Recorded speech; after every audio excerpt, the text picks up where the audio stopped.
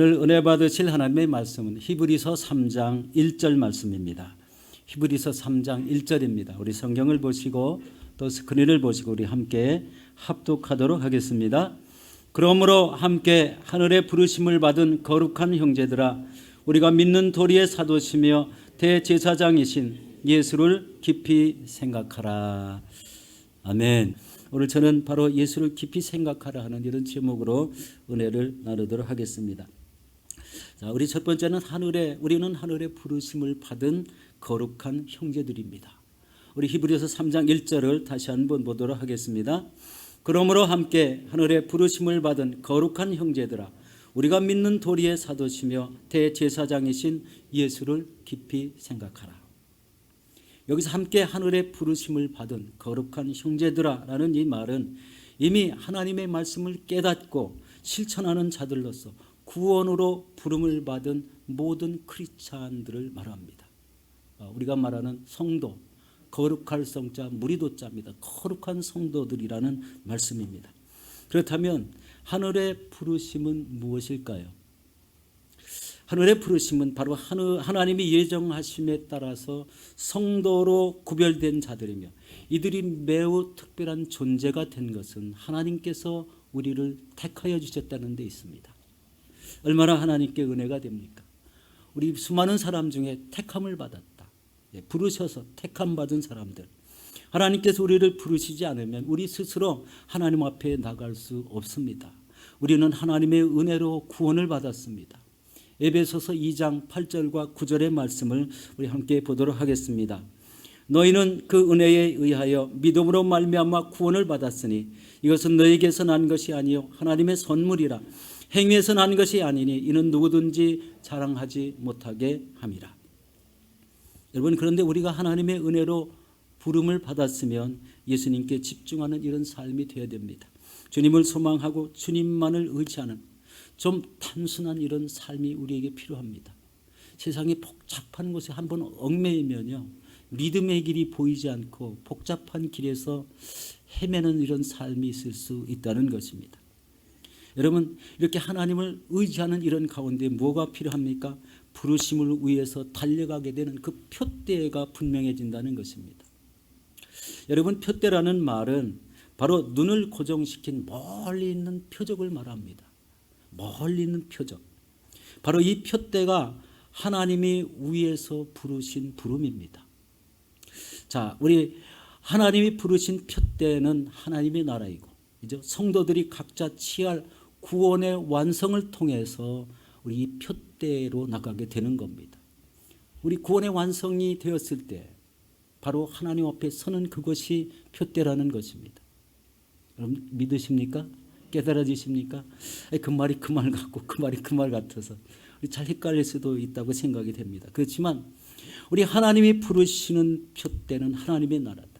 그리고 성도들이 각자 취할 구원의 완성을 통해서 이 표대에 이르게 된다는 거예요.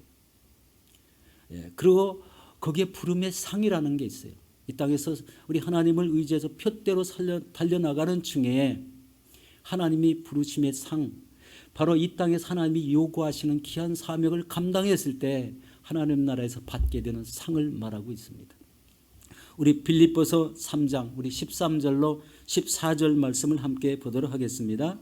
형제들아, 나는 아직 내가 잡은 줄로 여기지 아니하고 오직 한 일, 즉 뒤에 있는 것은 잊어버리고 앞에 있는 것을 잡으려고 표대를 향하여 그리스도 예수 안에서 하나님이 위에서 부르신 부름의 상을 위하여 달려가노라. 이게 중요한 것이 무슨 말씀입니까? 뒤에 있는 것을 잊어버리라는 거예요. 그리고 앞에 있는 것을 잡으려고 그 표대를 향해서 달려나가라. 여러분, 우리를 부르신 부르심이 바로 이 표대, 하늘나라에 있다는 것을 잊지 말아야 됩니다. 너무 바쁘다 보니까 내가 가는 길이, 나에게 삶의 뚜렷한 목표가, 표대가 어딘지 모르고 가시는 분이 있다면 우리 표대는 저 하늘나라라는 것, 우리를 부르신 부르심의 그 목표가 하나님 나라라는 것을 잊지 마시기 바랍니다. 간혹 구원의 완성을 이루지 못하면 어떻게 됩니까?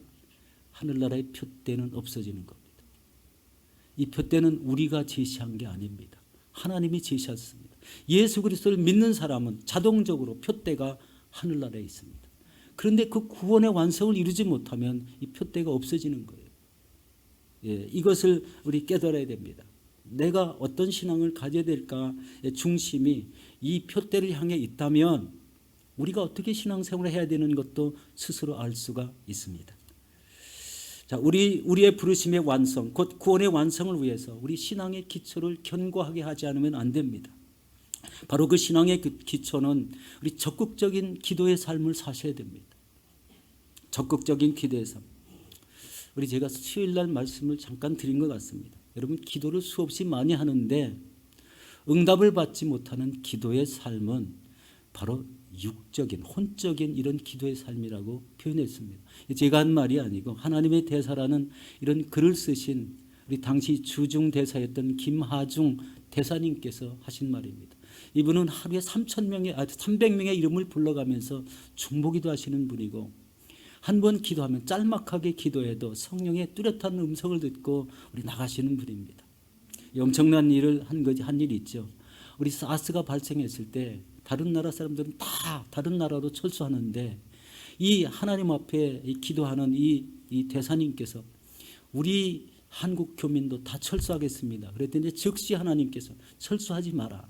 한국 사람 어떠한 사람도 한 사람에게 이 병이 걸리지 않게 하겠다. 이 엄청난 말을 듣고 우리 철수하지 않는 것을 결정했습니다. 이것을 통해서 어떤 일이 나왔습니까? 우리 신뢰 관계가 좀 소원했던 우리 중국과의 관계가 아주 새로워지고 가깝게 되는 귀한 역사를 이뤘다는 겁니다. 이 기도의 삶, 하나님의 음성을 듣고 적극적인 기도의 삶이 어떤 것입니까? 바로 성령님의 이끌림 받는 기도의 삶입니다. 열정을 가지고 끈기를 가지고 우리 하나님 앞에 부르짖는 기도, 그리고 이 성령 충만한 기도. 우리 또 순복음 식구들은 뭘 잘합니까? 방언기도. 방언기도가 바로 이 성령님의 이끌림 받는 기도가 될 수도 있습니다. 바로 그렇게 됩니다. 이런 신앙생활, 이런 우리 적극적인 기도의 삶이 우리의 신앙을 견고하게 하고 우리 허튼 곳으로 가지 않고 하나님께서 지시한 대로 인도함을 받게 된다면 우리의 신앙은 우리 아무리 어렵고 힘든 시절을 지나더라도 오로지 하나님과 함께하는 우리 동행하는 축복을 누리며 나아가는 귀한 삶이 될 줄로 믿습니다. 여러분 깨어서 기도하십니까? 새벽 전에 나오시기 바랍니다. 아침에 첫 시간을 하나님께 드리시기 바랍니다. 수없이 강조했습니다. 그러나 수없이 강조해도 그것이 저는 맞다고 생각합니다. 기도의 삶을 온전히 우리 하나님 앞에 기도를 시작하고 기도에 마치는 삶. 이 김하중 대사님은요, 그 책을 오래전에 한번 읽었는데 또 한번 그걸 들여다보는데요, 이런 삶이었어요.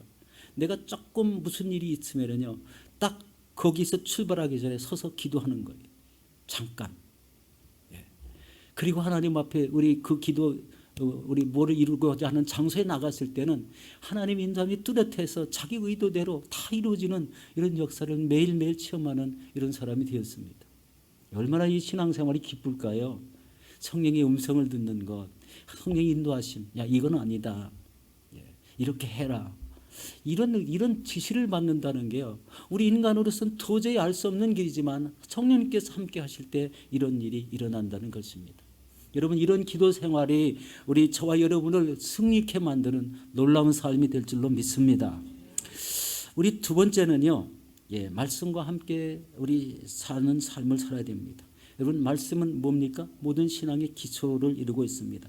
우리가 말씀과 함께 산다는 것은 하나님과 동행하는 삶입니다. 성령의 인도하심을 받을 수 있습니다. 또 말씀의 묵상을 통해서 이 마음의 깨달음이 오고 이것을 삶에 적용할 때는 내 신앙에 엄청난 성숙을 가져다 주는 것입니다. 우리 세 번째는 하나님을 최우선으로 하는 신앙생활을 살아야 됩니다. 우리 한동안 우리 정말 천국은 있습니다라는 책을 많이 읽은 적이 있습니다.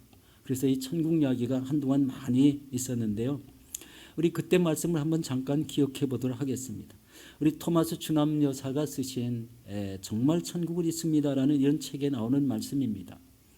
나를 믿는 성도 중에 나를 최우선으로 놓고 신앙생활하는 사람은 20%이다 라고 했습니다.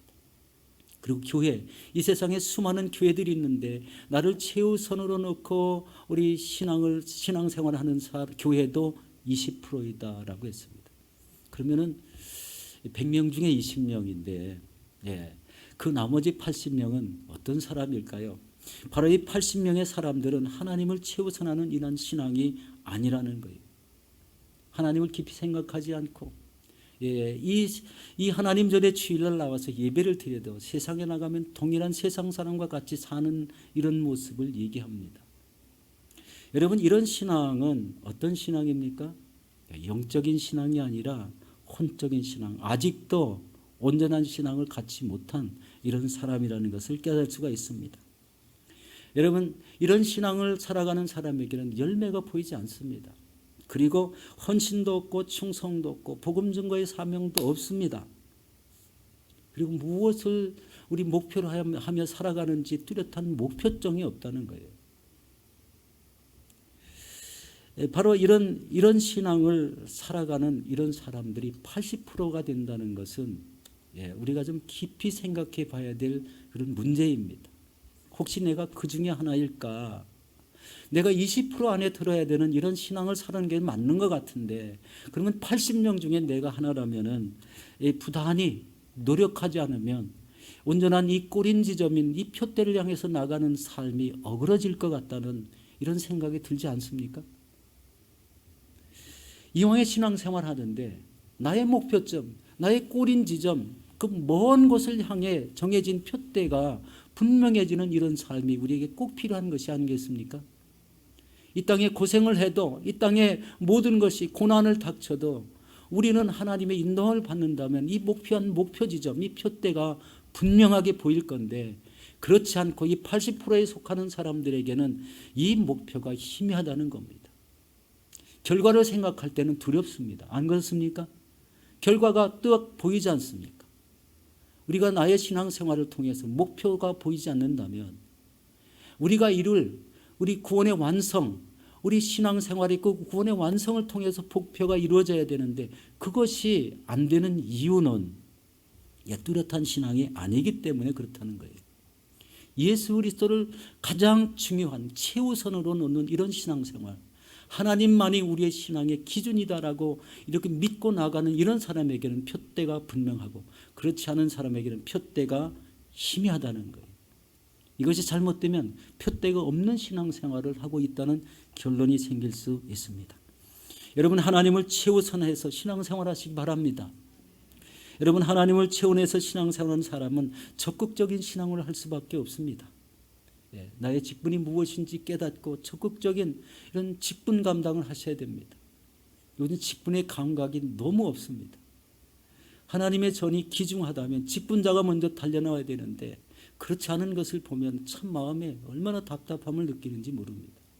하나님 전에 나와 있어야 될 그 시간에 직분자가 없다는 것, 너무 안타까운 일 아니겠습니까? 저만 그렇게 느끼는 것은 아닐 겁니다. 여러분, 이 적극적인 신앙생활을 하면 달리다가 넘어져도 금방 일어날 수 있는 힘을 가진 사람입니다. 낙심하지 않는다는 거예요. 세상이 이렇게 어렵고 힘들어도 이 흉흉한 물결 속에 휩쓸리지 않는다는 거예요. 넘어져도 금방 일어날 수 있는 이런 담력을 가진, 이런 믿음을 가진 자가 바로 적극적인 신앙을 하는 사람들입니다. 그리고 이런 사람들은 각자에게 주어진 사명에 순종하게 되고 또 열심히 달릴 때 신앙에 힘이 있고 능력이 주어지며 충성을 다하는 일꾼이 된다는 그런 말씀입니다. 이런 표대가 없는 사람이 있습니다. 표대가 없는 사람. 신앙생활을 하는 것 같은데 왜 표대가 없습니까? 이 신앙의 귀중함을 깨닫지 못하고 내 안에 계신 예수 그리스도가 중요하지 않게 느껴질 때는 표대는 전혀 없게 됩니다. 너무 안타까운 일이 아니겠습니까? 표대가 없는 삶을, 그런 신앙을 혼적인 신앙이라고 합니다. 혼적인 신앙. 여러분, 믿고 있지만 혼적으로 믿고 있다. 예수 그리스도가 나 안에 뚜렷하지 않다는 거예요. 성령 인도하심이 전혀 느끼지 없는, 느낌을 받지 않고 있는 이런 신앙생활을 이야기하는 것입니다. 여러분, 우리 안에 예수님이 계시다면 그 예수 그리스도가 나의 구세주시라고 우리 확실한 이런 믿음을 가지시기 바랍니다. 확증하는 믿음. 바로 이 구원의 완성을 이루기 위해서 표대를 향해 이런 부르심의 상을 위해서 달려나가야 되는데 바로 표대는 누가 주어졌다고요? 바로 예수 그리스도를 믿는 순간 표대는 예수 그리스도께서 주어진 것입니다. 내가 정한 게 아닙니다.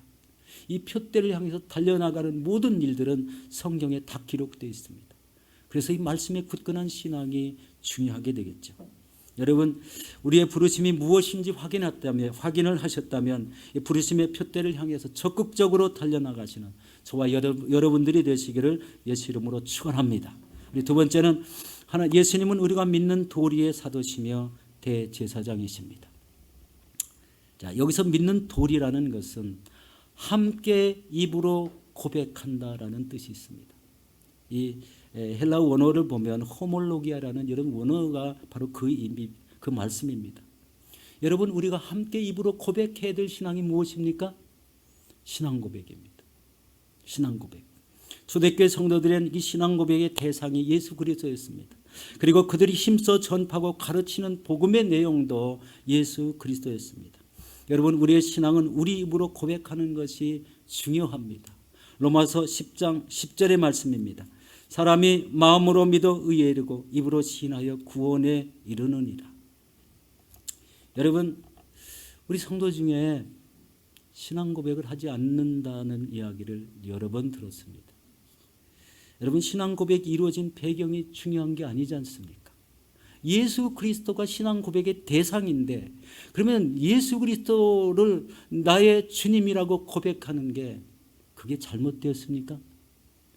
여러분, 신앙 고백의 사도신경에 무슨 배경이 중요한 게 아니에요.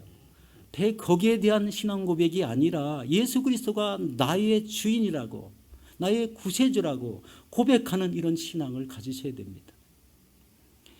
바로 이 주님이 나의 구세주입니다. 바로 이 고백해야 될 주님을 향해서 우리가 이 신앙 고백을 하는 것은 우리 날마다 주님을 인정하는 이런 삶이 될 줄로 믿습니다. 중요한 것은 우리의 마음의 자신, 우리 마음에 있다는 거예요. 내 신앙 고백의 대상이 예수라고 믿는 이런 확신이 드신다면 여러분, 믿음으로 우리 예수님을 고백하시기 바랍니다. 그렇게 고백하시길 예수님으로 축원합니다. 우리 히브리서 3장 그 끝부분에 보면 예수님은 믿는 도리의 사도시라고 얘기했고 대제사장이라고 얘기했습니다. 여러분, 사도란 말은 하나님께서 보내신 자라는 뜻입니다. 사도, 대사라는 뜻이죠. 엠버서더. 우리 대사라는 것은요, 하나님께서 예수님을 이 땅에 보내셨는데 그러면 그를 파견한 하나님의 권위가 있다는 거예요. 그 사람 안에. 그분이 바로 예수 그리스도지 않습니까? 예수님을 사도라고 표현한 것은 신약 성경 중에 바로 이 성경 구절밖에 없어요. 얼마나 귀중한 성경입니까? 성경 구절. 유일하게 이곳이 바로 사도, 예수님을 사도라고 표현했습니다. 자, 그러면 다시 한번 제가 확인해 보겠습니다. 그를 파견한 하나님의 권위를 대표하는 것이다. 그게 사도입니다. 두 번째는 그가 전하는 말씀이 그를 파견하시는 바로 하나님의 말씀이 된다는 것입니다. 그렇지 않습니까?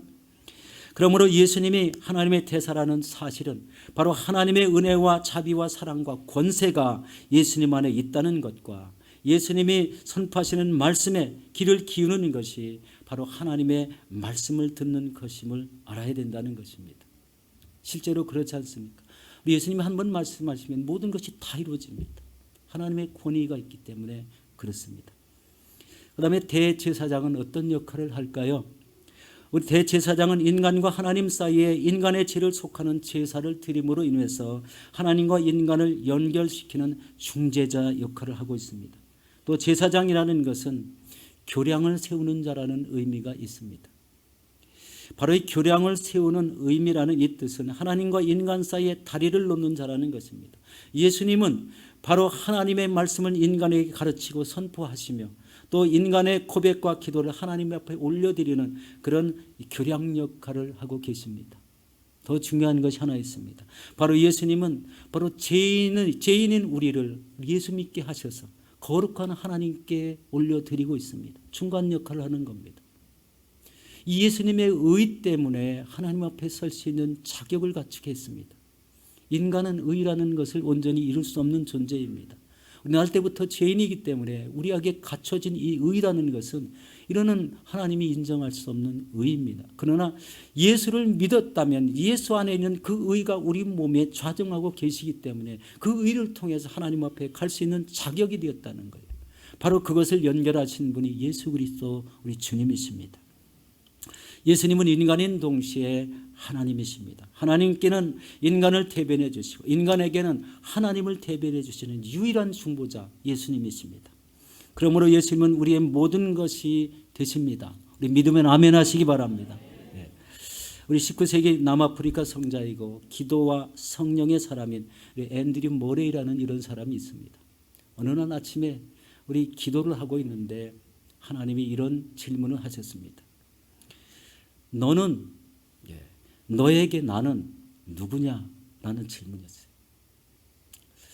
기도의 용사고 성령의 대가이신 이런 모레이, 앤드류 모레이에게 이런 질문을 했는데 이 앤드류 모레이라는 이분은 서슴없이 이렇게 대답을 했습니다. 하나님은 저에게 항상 첫째이십니다. 라고 이렇게 대답을 했는데 틀렸습니까? 그런데 기도하는 이 앤드류 모레이의 마음이 갑자기 막 불편해지기 시작했습니다. 기도를 하고 일어났는데 너무 찝찝하고 하루 종일 불편한 이 하루를 살았습니다. 계속 이 생각을 계속 나게 하는데 과연 그럼 하나님은 나에게는 어떤 분이실까? 계속 묵상하는 가운데 가장 좋은 대답을 하나 발견했습니다. 그래서 이 아침에 기도하던 그 장소에 가서 하나님 앞에 다시 믿음의 고백을 하게 되었습니다. 뭐라고 했을까요? 하나님은 저에게 모든 것이 되십니다. 이 고백을 할 때 바로 하나님께서 그 마음이 기뻐하시는 것을 느꼈다고 말씀하고 있습니다. 여러분, 하나님은 우리에게 모든 것이 되십니다. 믿으시기 바랍니다. 여러분, 우리 삶 속에 하나님의 모든 것이 되지 않으면 신앙이 온전히 이루어지지 않습니다. 나의 편협이 생기고 나의 지식이 거기에 들어가고 나의 목표를 이루려고 애를 쓰는 이런 사람밖에는 되지 않습니다. 그것도 물론 세상 속에서는 중요합니다. 그렇지만 근본적인 이런 참된 믿음의 기본은 하나님은 나의 모든 것이라고, 예수 그리스도는 나의 모든 것이라고 인정하는 이런 믿음 속에 이 세상의 모든 일들이 다 이루어진다는 이런 깨달음이 있으시길 바라겠습니다. 여러분, 예수님은 믿는 도리의 사도십니다. 그리고 이 시대의 대제사장이십니다. 주님은 나의 모든 것이라고 믿으시고 주님을 뜨겁게 사랑하시고 주님의 말씀에 순종하시는 저와 여러분들이 되시기를 예수 이름으로 축원합니다. 세 번째는 예수를 깊이 생각하라는 말씀입니다. 자, 이 말씀은 이미 답이 다 나와 있죠. 믿는 도리의 사도이시며 대제사장이신 예수를 깊이 생각하라. 이것이 나온 정답일 수 있습니다. 그러나 또 하나의 의미가 있습니다. 예수를 깊이 생각하라는 그런 의미는 예수님을 보고 깨달으라 하는 의미가 있습니다. 예수님을 보고 깨달으라. 예수님이 행하시는 것을 보고 깨달으라. 예수님은 이 지상에 있을 때 어떻게 했습니까? 우리 세리와 창기를 찾아다니며 복음을 전했던 분입니다. 우리 당시에 이 대제사장이나 우리 성전을 운영하는 여러 가지 이런 성전 맡은 이런 사람들과도 만났는데 그 사람과 예수님과의 만남 속에는 항상 부딪힘이 생겼습니다. 왜 그럴까요? 그 높은 직책에 있는 대제사장 직분을 가진 사람들, 서기관들에게는요, 겉은 외모는 뻔듯하게 보이는데 내면은 전부 다 썩었다는 거예요. 해칠한 무덤 같다고 얘기했습니다. 이 마태복음 23장에 보면은 바로 이런 사람에 대한 저주에 대한 이야기를 합니다. 화했을진저 바리새인과 서기관들아. 무려 이 말씀을 마태복음 23장 아래 7번이나 하고 계십니다. 상대가 안 되죠. 예수님은 그 사람들의 마음속에 있는 것을 들여다보시는데 우리 이 사람들의 예면은 너무나 깨끗합니다. 아주 뚜렷한 철저한 신앙생활을 하는 것 같았습니다. 그러나 그게 아니었다는 거예요. 그 내면에는 아무 믿음도 형성되지 않았고 누구에게 뚜렷한 결과를 증거할 수 있는 열매가 없는 귀한 삶을 살고 있는데 형식적으로 금식하고 형식적으로 긴 옷을 입고 다니며 우리 모든 사람들에게 문안받기를 좋아하는 이런 삶을 살고 있다는 그런 내용이 기록되어 있습니다. 예수를 통해서 깨달으라. 주님이 하신 그 모든 것을 보고 깨달으라는 것이, 주님이 말씀하신 그 말씀을 깊게 깨닫고 신앙생활하라는 이런 말씀입니다. 여러분, 우리의 믿음의 승리의 비결은 바로 예수님을 깊이 생각하며 깨닫는 것이다라는 말씀입니다. 우리에게 깊은 깨달음을 주시는 분은 예수님께서 우리 안에 보내신 성령님을 통해서 깨달음이 있습니다. 우리 성령님이 하시는 말씀은 곧 예수님의 말씀하시는 것과 동일합니다. 삼위일체 하나님, 그분이 성령님께서 깨달음을 주시는 것도 바로 예수님께서 우리에게 깨달음을 주신다고 우리 생각하면 틀림이 없다고 저는 생각합니다. 우리가 성령님과 깊은 교제를 통해서 이런 친밀한 관계를 우리 갖는 것이 승리의 비결이라는 것입니다. 제가 얼마 전에 바로 이 말씀을 잠깐 전해드린 기억이 납니다. 우리 새벽 예배에서 그런지 저녁 기도에서 그런지 잘 기억은 안 나는데, 얼마 전 우리 원로 목사님이 쓰신 우리 희망목회 45년이라는 책을 우연히 지나다가 이렇게 빼보게 됐습니다. 그 책을 읽는 중에 가장 중요한 대목이 하나 남아 있는 것이 바로 성령님과 친교가 비결이다라는 이런 소제목을 읽을 때 바로 저에게 엄청난 이런 우리 무뎌졌던 마음이 새롭게 깨달아지는 그런 것을 느꼈습니다. 이 내용을 잠시 여러분에게 소개해 드리도록 하겠습니다. 많은 사람들이 성령님과 친교에 대한 바른 의미를 잘 모른다. 중생하는 것, 성령 안에 침례를 받는 것, 그리고 성령의 권능을 경험하는 것, 이런 정도로만 인식한다. 그런데 그것은 성령님과의 친교가 아니다. 성령님이 누구신가를 아는 정도일 뿐이다. 나도 많은 시간을 그러한 태도로 살아왔다.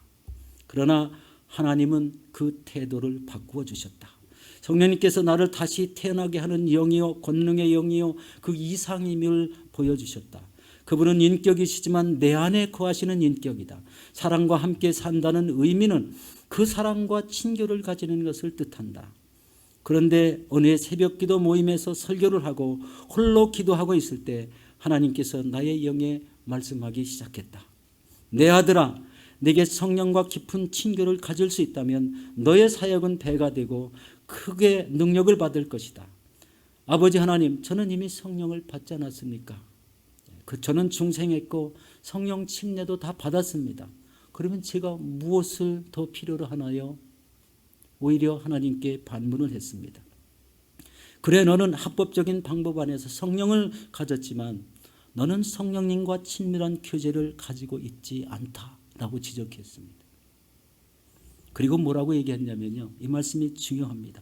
너는 내 아내를 너의 집으로 합법적으로 데려왔을지는 모르지만 만일 내가 내 아내와 지속적인 친교를 가지지 않는다면 너는 내 아내를 사람이 아닌 집에 있는 물건처럼 홀로 내버려 두는 것이다. 무슨 말씀인지 아시겠죠? 여러분 안에 계신 성령님을 그냥 내버려 두시면 무슨 물건 같은 한 집안의 가구같이 된다는 거예요. 아무 친교가 없는 삶은 이 안에 계신 성령님을 무시하는 이런 삶을 살게 된다는 것입니다. 얼마나 큰 깨달음입니까? 여러분, 성령님과 친밀한 교제를 나누고 계십니까? 대답이 없으시네요. 한 분도 아멘 하시는 분이 없으시죠. 주여. 이게요, 말씀의 요지입니다. 우리는 예수 그리스도를 믿고 구원을 받았으면 이 안에 성령님이 내주고 계십니다. 그분과 교제하라. 성령님이 이 안에 계시다는 것은 내 안에 인격 속에 와 계시다는 말씀입니다. 이분을 놔두고 다른 것에 열중하면 이 안에 계신 분은 답답해서 오래 머무르지 못한다는 거예요. 아내를 비유로 했습니다.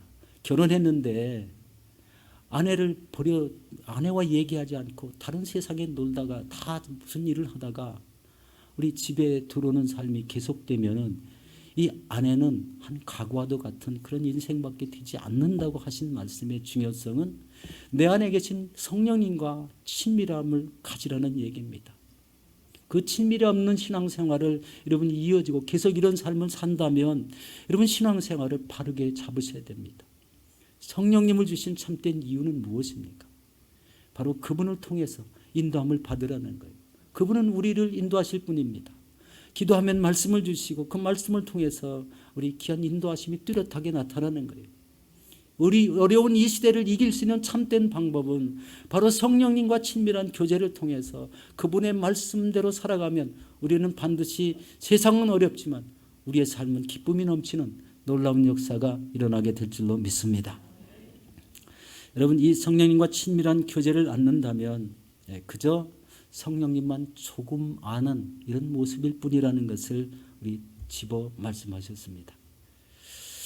여러분, 이런 앞으로 적극적인 신앙생활은 어디에 있습니까?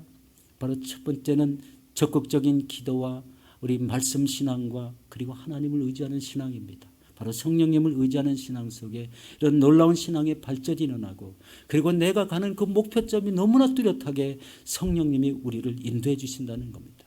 표대를 향해서 달려나가는 그 믿음의 여정이 우리 곁길로 가지 않고 너무나 정확하게 인도함을 받을 수 있는 그런 역사가 바로 성령님께서 인도해 주신 대로 가면 틀림이 없다는 것입니다. 우리 요한일서 1장 3절의 말씀을 함께 보도록 하겠습니다. 우리가 보고 들은 바를 너에게도 전함은 너희로 우리와 사귐이 있게 하리니 우리의 사귐은 아버지와 그 아들 예수 그리스도와 더불어 누립니다. 그 아들 예수 그리스도와 더불어 누립니다. 성령님이 말씀하시는 것은 곧 예수님이 말씀하시는 것입니다. 자, 말씀 내용을 정리하도록 하겠습니다. 우리 사랑하는 성도 여러분, 이 시대가 아무리 어려워도 우리는 담대한 믿음으로 일어설 수 있습니다. 낙심할 필요가 없다는 것을 깨닫게 하고 있습니다. 내 안에 계신 성령님의 지시를 듣고 움직이는 삶, 하나님의 말씀을 지키려고 노력하는 삶, 바로 이런 삶이 우리의 삶을 견고케 하고 표대가 뚜렷한 이런 신앙생활, 하나님이 부르시는 그 부름의 상을 위해서 우리 달려나갈 수 있는 용기와 담력을 갖는 이런 모습이 바로 우리 안에 있다는 것을 깨달으시고, 우리 세상에 눈길을 두지 마시고 하나님의 뜻에 초점을 맞추고 달려나가시기를 바라겠습니다. 우리 사랑하는 성도 여러분, 우리는 하나님의 부르심을 받은 거룩한 형제들입니다. 우리는 우리가 믿는 도리의 사도시며 대제사장이신 예수님을 깊이 생각하며 또 잠시 전에 말씀드렸던 성령님과 깊은 교제를 통하여 부르신 표대를 향해서 우리 매일매일 달려나가시는 저와 여러분들이 되시기를 예수님으로 축원합니다. 땅의 황무함을 벗어서 하늘의 하나님 긍휼을 베푸시는 주여, 우리의 죄악 용서하소서. 이 땅 고쳐 주소서. 이제 우리 모두 하나 되어 이 땅에 무너진 기초를 다시 쌓을 때 우리의 우상들을 태우실 성령의 불 임하소서. 흥의 불길 타오르게 하소서. 진리의 말씀 이 땅 새롭게 하소서. 은혜의 강물 흐르게 하소서. 성령의 바람 이제 불어와 오 죄의 영광 가득한 날 주소서. 오 주님 나라의 땅에 임하소서.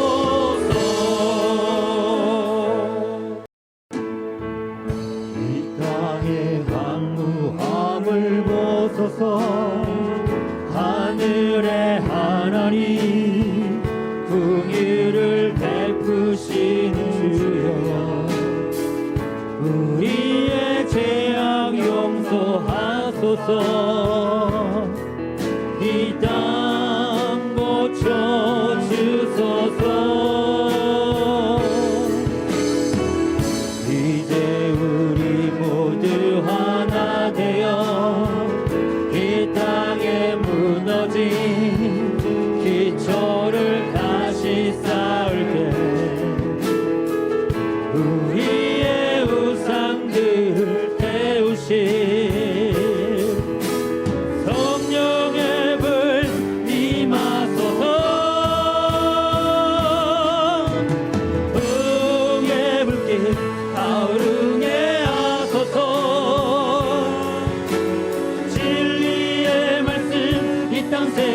하소서.